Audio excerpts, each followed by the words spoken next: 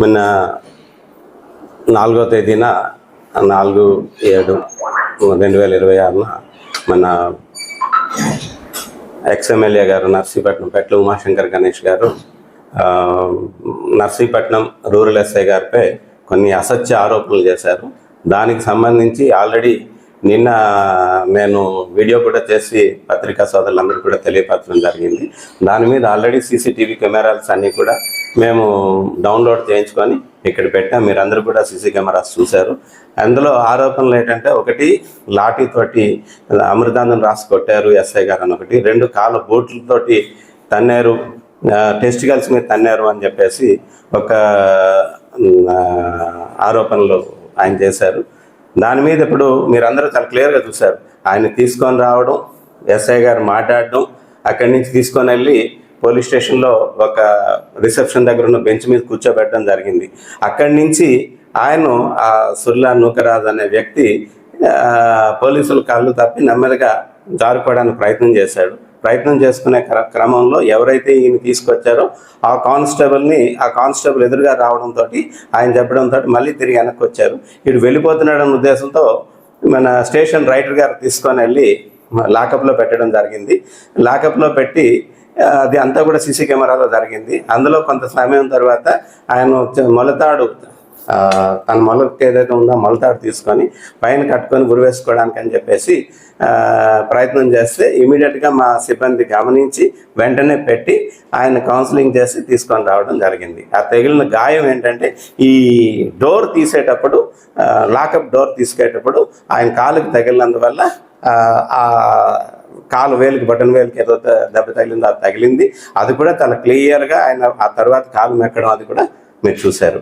Sir, అందరికీ నమస్కారం అండి. నిన్న మనందరం కూడా నర్సీపట్నం రూరల్కి సంబంధించి వేలుపొడి శివారికి సంబంధించి అప్పందపాలెం మా పార్టీ అక్కడ లీడర్ సుర్ల నూకరాజు మీద దాడి విషయంలో నిన్న ఆల్రెడీ మేము ప్రెస్ మీట్ ఇవ్వడం జరిగింది. హాస్పిటల్లో కూడా మరి అక్కడ వైద్యం చేయించి ఆయన తీసుకెళ్ళడం జరిగింది.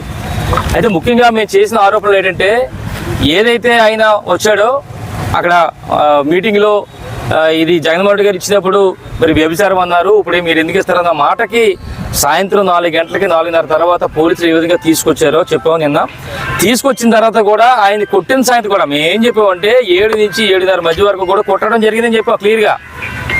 రాత్రి 10 గంటల వరకు ఆయన స్టేషన్లో ఉన్నారు. ఇప్పుడు చూస్తే నిన్న డిఎస్పీ గారు ఒక రిలీజ్ చేశారు, రాత్రి ఒక వీడియో రిలీజ్ చేశారు. ఏమంటారంటే, ఎక్స్ఎమ్మెల్యే ఒక అసత్య కార్యక్రమం చేస్తాడంటే, అసత్య పదజాలమో లేదంటే అసత్య కార్యక్రమం చేస్తాడో, అసత్య ఏదో మొత్తానికి చేస్తున్నారు. ఇది కరెక్ట్ కాదు. ఇది నిజాలన్నీ కూడా మేము రమ్మనుండి, ఎక్స్ఎమ్మెల్యే రమ్మనండి, ప్రెస్ వారి సమక్షంలో మేము సీసీ ఫుటేజ్ అంతా కూడా చూపిస్తామని చెప్పడం జరిగింది.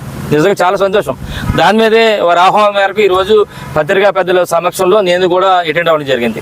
అయితే అక్కడ చూపించింది ఏంటంటే, మన డిఎస్పీ గారు చూపించింది ఏంటంటే, ఏదైతే ఈయన తీసుకొచ్చారో 5:59 నర్సీపట్నం రూరల్ స్టేషన్ తీసుకొచ్చారన్న సంగతి ఎస్ఐ గారితో మాట్లాడి చూపించారు. 6:02 బయటికి రిసెప్షన్ దగ్గరికి వెళ్ళినట్టు చూపించారు. 6:13 బయటికి వెళ్ళారు. 6:14 మరి సెల్లో వేశారు. సెల్లో వేసి సుమారుగా 6:51 వరకు కూడా, అంటే సుమారుగా ఒక 40 నిమిషాలు 30 నిమిషాల వరకు 40 నిమిషాల వరకు కూడా సెల్లో ఉంచారు. సెల్లో ఆయన ఈ మొలతాడి తీసుకొని ఊరేసుకుంటున్న సమయంలో, అంటే ఈ బాధ బాధించేలాగా ఆయన అప్పటికే తిట్లు అన్నీ కూడా బయటికి రాలేదు. వాల్యూమ్ మేము అది కూడా అడిగాను డిఎస్పీ గారిని, సార్ వాయిస్ వాల్యూమ్ ఉంటుంది సార్, పెట్టండి సార్ అది. మరి ఏమన్నారు, ఎస్ఐ గారు ఏం మాట్లాడారు, లోపల సెల్లో మీరు ఏం మాట్లాడారు అనేది తెలియాలంటే వాల్యూమ్ పనిచేయట్లేదు అన్నారు. దానికి సెల్లో ఉన్న 40 నిమిషాల్లో కూడా ఆయన ఇబ్బందులు పడుతూ, ఆయన తిట్లకి ఇబ్బంది పడుతూ ఆయన మొలతాడి తీసుకొని ఊరేసుకున్న సంగతి కూడా క్లిప్పింగ్ చూపించారు. ఎప్పుడైతే ఆయన ఊరేసుకుంటున్నాడో బయటికి తీసుకొచ్చి ఆయన్ని అక్కడ ఉన్న కానిస్టేబుల్స్ కానీ ఎస్సీ గారు కానీ కొట్టి బయటికి పెట్టేశారు. బయట ఎప్పుడు పంపించారండి, సుమారుగా 6:51 ఆయన బయట పెట్టారు. మేము అక్కడ వరకు చూపించారు డిఎస్పీ గారు. మేమేమంటున్నామంటే 7:30 తర్వాత కొట్టారు ఆయన్ని. ఏదైతే మేము ఆరోపణ కూడా కాదు, ఏదైతే అక్కడ మన ఎవరైతే ఉన్నారో మా నాయకుడు నూకరాజు చెప్పిన దాని అంతా కూడా ప్రతి రికార్డ్ చేసాం. మేము హాస్పిటల్లో ఏం జరిగిందో మేము తెలుసుకున్నాం క్లియర్గా.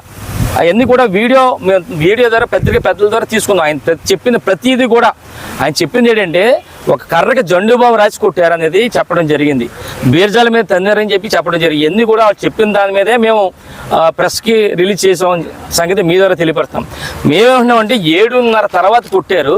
ఇప్పుడు డిఎస్పీ గారిని అది చెప్పాం, సార్ మీరు 6:54 వరకు చూపించారు సీసీ ఫుటేజ్. మాకు కావాల్సింది 6:55 నుంచి రాత్రి 10 గంటల వరకు కూడా ఆయన అక్కడే ఉన్నాడు.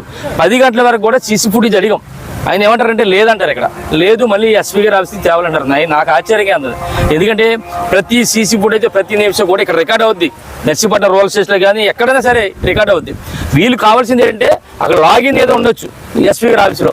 డిఎస్పీ గారు లాగిన్ అడిగితే 1 నిమిషంలో ఇస్తారు లాగిన్. తీసుకున్న 6:54 నుంచి 10 వరకు ఏం చేయాలి? ఇప్పుడు మీ సంస్థలు చూపించాలి కదా. అంటే 6:54 ఎందుకు క్లోజ్ చేశారు మాకు అర్థం కావట్లేదు. కంటిన్యూగా ఎందుకు చూపించలేదు? 10 గంటల వరకు చూపిస్తే ఈరోజు క్లియర్ అయిపోయింది. దీన్ని మళ్ళీ పెంచేలా కార్యక్రమం చేసి అందుకే డిఎస్పీ గారు మళ్ళీ రిక్వెస్ట్ చేశాను, మీరు ఎప్పుడైతే మీరు 6:54 నుంచి 10 గంటల వరకు ఉన్న ఫుటేజ్ మాకు చూపించండి, పత్రికా పెద్దలు అందరూ వెళ్ళండి, మళ్ళీ మేము వస్తామని చెప్పు. ఎందుకంటే జరిగిన సంఘటన అంతా కూడా ఆ మధ్యలో జరిగింది. ఇంకోటి ఆశ్చర్యం ఏంటంటే ఎంత దారుణం అంటే ఈరోజు దాని మీద కంప్లైంట్ కూడా ఇవ్వడం జరిగింది. వాళ్ళు ఇచ్చాం, డిఎస్పీ గారికి ఇచ్చాం, రేపు ఎస్పీ గారికి కూడా కంప్లైంట్ చేస్తాం ఏ విధంగా చేశారని దాని మీద. అయితే ముఖ్యంగా చెప్పాల్సింది ఏంటంటే ఈరోజు ఆయన మీద అప్పుడే ఎఫ్ఐఆర్ వేశారు. నేను నిన్న చెప్పాం, మాకు తెలుసు ఏదైతే ఎస్ఐ గారు వార్నింగ్ ఇచ్చారో నువ్వు కానీ ప్రెస్ మీట్లు పెట్టినా కానీ ఆ కంప్లైంట్ ఇచ్చే కానీ నీ మీద ప్రభుత్వ అధికారులతో కంప్లైంట్ ఇచ్చి 10 రోజులు లోపల వేస్తామన్న సంగతి ఆయన అన్న విషయం మాకు చెప్తే మేము నేను ప్రెస్కి చెప్పాం. దాని ప్రకారం ఆల్రెడీ ఎఫ్ఐఆర్ వేశారు. ఎఫ్ఐఆర్ ఎప్పుడు వేశారు సార్? నిన్న ఉదయం 7:30కి వేశారు. మేము ప్రెస్ మీట్ పెట్టింది మధ్యాహ్నం 11:30, 10:30కు వెళ్తాం. అంటే మొన్న రాత్రి అంటే 3వ తారీఖు మధ్యాహ్నం 3:30 గంటల సమయంలో అక్కడ జరిగిన సంఘటన అని చెప్పి రికార్డెడ్గా ఎఫ్ఐఆర్లో ఉంది. అంటే 3వ తారీఖు మధ్యాహ్నం 3:30 గంటలు జరిగితే 4వ తారీఖు 7:30 వరకు ఎందుకు మీరు కంప్లైంట్ ఇవ్వాలి? ఎందుకు ఎఫ్ఐఆర్ బుక్ చేయలేదు? మాకు అర్థం కావట్లేదు. ఎఫ్ఐఆర్ అని తీసుకొచ్చారు 4:30కి, మీరు ఎఫ్ఐఆర్ వేయాలి కదా. అంటే మర్నాడు 7:30 వరకు ఎందుకు వెయిట్ చేశారు? అంటే విఆర్ఓ గారు లేరన్నా, ఎంఆర్ఓ గారు లేదా? విఆర్ఓ ఎవరో ఆయన పేరు ఉంది, అది గ్రామం నుంచి ఎవరో గ్రేడ్ 1 విఆర్ఓ గ్రేడ్ 1గా ఆయన మీద ఇచ్చాడు.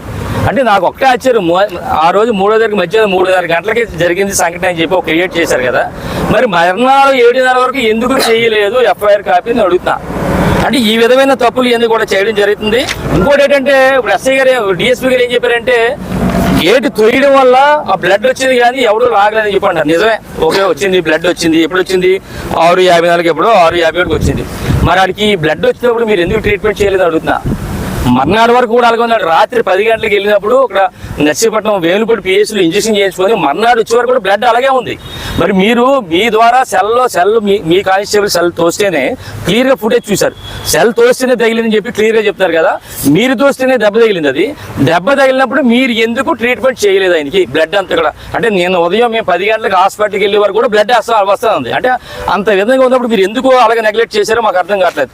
అందుకని మేము ఏమన్నామంటే ఈరోజు ముఖ్యంగా చెప్పాల్సింది ఏంటంటే ఏదైతే అక్కడ క్రియేట్ చేశారు, ఒక అసభ్యకరంగా ప్రవర్తించాడు మహిళల మీద అని చెప్పి ఈ విధంగా చెప్పడం, వాళ్ళు మార్లు మర్యాదగా ప్రవర్తించాలని సూచించినప్పుడు కూడా ఎంఆర్ఓతో వాగ్వేదం దిగారు. మళ్ళీ ఎంఆర్ఓ గారిని నిర్మూలన చేశారు. ఇది ఒక అలవాటు అయిపోయింది. ఎవరొకరు అధికారులు పెట్టాడు. ఇప్పుడు ఎంఆర్ఓ గారు అంటే ఒక ఉన్నతమైన స్థానంలో ఉన్నారు. ఆయన చేత కూడా కంప్లైంట్ ఇప్పించారు. ఇప్పుడు వీఆర్ఓ చేతిపించారు. మళ్ళీ రేపు జరగకపోతే ఎంఆర్ఓ గారు అంటే ఎంత దారుణం అంటే ఒక ఎంఆర్ఓ ఉన్న ఉన్నతమైన స్థానాల్లో వ్యక్తిగత కూడా బలవంతంగా కంప్లైంట్ ఇచ్చే పరిస్థితి రేపు రాబోయే రోజులు కూడా వస్తుంది. అందుకే మేము ఏమంటున్నాం అంటే ఇది కేవలం ఉద్దేశపూర్వకంగా చేసినది. ఇది అంటే ఈ తప్పు ఏదైతే నేను ప్రెస్కి ఇచ్చామో మళ్ళీ ఎస్పీ గారికి డిఎస్పీ గారికి ఇస్తామన్నామో వాళ్ళు ఎస్ఐ గారిని కాపాడడం కోసం వాళ్ళ స్టాఫ్ని కాపాడడం కోసం ఒక కొత్తగా క్రియేట్ చేసి మరి నిన్న 7:30కి నిజంగా చెప్తాను 7:30కి ఎందుకు కంప్లైంట్ ఎఫ్ఐఆర్ వేసారో మాకు అర్థం కావట్లేదు. నిన్న మధ్యాహ్నం అసభ్యకరంగా ప్రవర్తించినప్పుడు మీరు 4:30కి పోలీసులు ఇద్దరు కూడా మధ్యలో కూర్చొని తీసుకొచ్చినప్పుడు ఎందుకు ఎఫ్ఐఆర్ వేయలేదు ఆయన మీద? రాత్రి 10 గంటల వరకు మీ దగ్గర ఉంచుకున్నారు కదా, ఎఫ్ఐఆర్ ఎందుకు వేయలేదు? కేవలం ఉద్దేశపరంగా చేశారు. ఇదన్నీ కూడా మీరు ఇక్కడ చెప్పడానికి బాగానే ఉంటుంది. మీ ఎస్పీ గారికి కూడా రేపు కంప్లైంట్ ఇవ్వడం జరుగుతుంది. కంప్లైంట్ ఇచ్చిన తర్వాత యాక్షన్ తీసుకోండి సరే. అలాగే మేము రిక్వెస్ట్ చేసేది కూడా ఏదైతే ఉందో రాత్రి 10 గంటల వరకు కూడా ఫుటేజ్ కావాలి. ఎందుకంటే ఆ టైంలోనే జండు బాంబు కర్రగా జండు బాంబు రాసి కొట్టారన్న సంగతి మా ఎవరైతే నోకరాజు ఉన్నారో మాకు చెప్పడం జరిగింది. ఆయన చెప్పింది మనం చేస్తున్నాం. అవి కూడా ఫుటేజ్ ఇవ్వాలి. ఈ ఫుటేజ్ ఇచ్చే లోపు మేము ఎస్పీ గారికి రేపు కలుస్తాం. ఒక వారం రోజులు చూస్తాం. లేని పక్షంలో మేము హైకోర్టు వారిని ఆశ్రయిస్తాం. ప్రైవేట్ కంప్లైంట్ కూడా ఇస్తాం. ఒక్కడే మళ్ళీ చివరిగా చెప్పాలి, ఈరోజు డిఎస్పీ గారు చెప్పారు ఇది ఉద్దేశపూర్వకంగా లేదా తప్పుడు ఆరోపణలు చేస్తాడు ఎక్స్ఎంఎల్ఏ అని చెప్పి మాకు చెప్పడం జరుగుతుంది. మేము తప్పు ఆరోపణలు కాదు, క్లియర్గా ఎవరైతే ఉన్నారో బాధితుడు ఉన్నాడో దెబ్బలు తిన్నాడో ఆయన చెప్పిన దాని ప్రకారం మేము పత్రికాముఖంగా కంప్లైంట్లు చేస్తాం. ఇప్పుడు కూడా డిఎస్పీ గారికి డైరెక్ట్గా కంప్లైంట్ చేసాం. పత్రిక మేము ఎక్కడ తప్పుగా చేయలేదు, మీరు ఎంక్వైరీ చేసుకోండి, మీరు ఫుటేజ్ బయట పెట్టండి, ఫుటేజ్ పెట్టిన తర్వాత నిజమో కాదో మీరు ఎంక్వైరీ చేసి ఆయన మీద తక్షణ చర్యలు తీసుకోండి.